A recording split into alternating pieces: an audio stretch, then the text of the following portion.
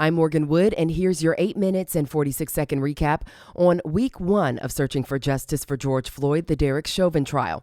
Former Minneapolis police officer Derek Chauvin is on trial for the death of George Floyd after kneeling on his neck for nearly 9 minutes. The incident happened on May 25, 2020, outside of Cup Foods at the intersection of East 38th and Chicago Avenue in Minneapolis. During the first week of the trial, Judge Peter Cahill and the jury heard opening statements from the prosecution and the defense, in addition to testimonies from 19 witnesses. The trial started on Monday, March 29, 2021, and 3 witnesses took the stand that day.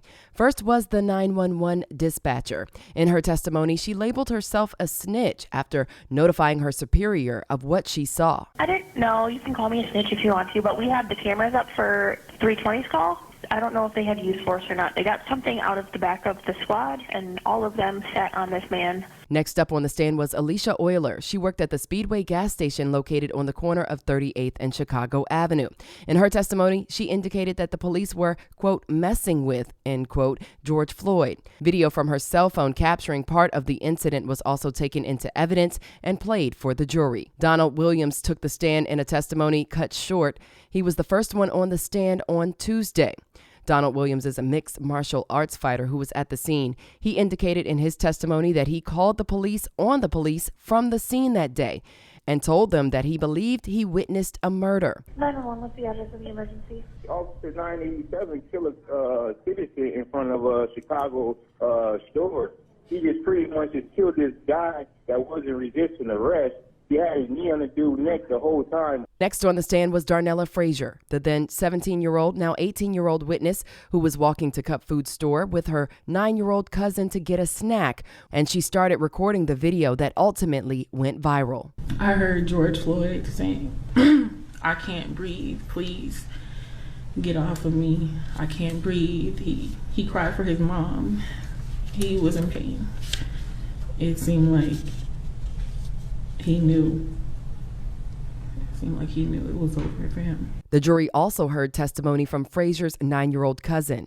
2 witnesses who were minors also took the stand to give emotional testimonies. They said they were at Cup Foods to get an aux cord when they saw what happened. One added that the neighborhood store they once frequented is now a reminder of a tragic day. Then Genevieve Hansen took the witness stand. She's an off-duty Minneapolis firefighter and EMT who was out for a walk when she saw the incident. She pled for officers at the scene to check George Floyd's pulse and told the jury they prevented her from giving Floyd any kind of aid. There was no medical assistance on scene, and I got there and I could have given medical assistance. That's exactly what I should have done. Wednesday was day 3 of the trial, and proceedings started with testimony from Christopher Martin. He is the 19-year-old cashier at Cup Foods who took the fake $20 bill that resulted in the police being called. He told the court that George Floyd appeared to be high, and he didn't believe Floyd knew the $20 bill was fake. Once police arrived, he was in disbelief at the way officers handled George Floyd, so much so that he feels guilty. What was going through your mind during that time period? Disbelief and guilt. Why guilt? If I would have just not taken the bill, this could have been avoided. Up next on the stand was Christopher Belfry. He was initially parked behind the Mercedes SUV Floyd was driving that day as officers approached him. Belfry moved his car across the street and continued to record several videos of the officers' initial interaction with Floyd. In a very emotional testimony, Charles McMillan took the stand. He was the older gentleman at the scene who pled with George Floyd to cooperate with the police officers when they were trying to put him in the squad car. I'm not trying to win. I'll get on the ground, anything. McMillan broke down on the stand after watching footage of the incident.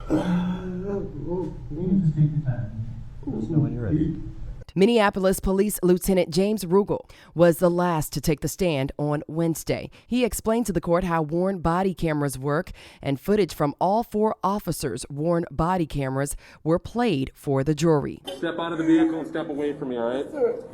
Step out and face away. Step out and face away. Okay, please don't shoot me. Please, man. On Thursday, the 4th day of the trial, testimony started with Courtney Ross, George Floyd's girlfriend. She testified about how the two met, their relationship, and their shared addiction to opioids. Ross told the court that Floyd would occasionally take opioids to ease the pain from a sports-related injury. Addiction, in my opinion, is a lifelong struggle. So it's something that we dealt with every day. The court then heard the testimonies from 2 paramedics who treated George Floyd after leaving the scene in the ambulance. Seth Bravender said when he and Derek Smith arrived to the scene, Floyd, who was still in handcuffs, was not moving, not breathing, and did not have a pulse. Derek Smith told the court he had to tell Officer Chauvin to move and that Floyd appeared to be dead. He was unresponsive and wasn't holding his head up or anything like that. The 2 paramedics conducted what's called a load and go, in which they loaded George Floyd's body into the ambulance and moved it to another location to try and resuscitate him. This was because the scene outside of Cup Foods was described as chaotic, and it would not be the ideal place for paramedics to render the best care. Next up to the witness stand was Minneapolis Fire Department Captain Jeremy Norton. He testified about the level of severity of the call and how firefighters will often assist paramedics on calls. He indicated that he, along with paramedics Bravender and Smith, attempted resuscitative efforts for George Floyd. They were working. We joined them.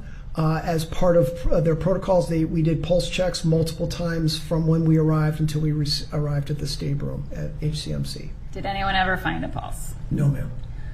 The last witness to take the stand on Thursday was Minneapolis Police Sergeant David Pluger. He was Chauvin's supervisor, and he spoke with Derek Chauvin immediately after the incident. But Chauvin did not tell Pluger that he kneeled on George Floyd. Pluger also went to the hospital to check on George Floyd's condition and testified about use of force. When Mr. Floyd was no longer offering up any resistance to the officers, they could have ended the restraint. And that was after he was handcuffed and on the ground and no longer resistant. Correct. Friday was the 5th day of the trial, and testimony began with Minneapolis Police Sergeant John Edwards. He was the lead officer for the 3rd Precinct during the overnight shift on May 25th. He was directed by Sergeant Pluger to go secure the scene, speak with officers Lane and King, who were also involved, as well as the Cup Food store manager. Sergeant Pluger asked me to see if I could make contact with the manager there at Cup Foods, and I did, and I spoke with him. Lieutenant Richard Zimmerman from the Minneapolis Police Department's Homicide Division took over the scene from Edwards. He was the last witness to take the stand in what ended up being a short day in court on Friday. Zimmerman also testified about the use of force in addition to a suspect's potential threat level before and after they are handcuffed. Once you handcuff somebody, does that affect the amount of force that you should consider using? Absolutely. How so? Once a person is cuffed, the threat level goes down all the way, to they're cuffed. How can they really hurt you? Zimmerman called Chauvin's response to George Floyd totally unnecessary. Pulling him down to the ground, face down, and putting your knee on the neck for that amount of time is just uncalled for. Following Zimmerman's testimony, Judge Peter Cahill adjourned proceedings for the day. They are scheduled to resume on Monday, April 4th at 9:30 a.m. Central Time. And that's your 8-minute and 46-second Week 1 recap of Searching for Justice for George Floyd, the Derek Chauvin Trial. I'm Morgyn Wood on the Black Information Network.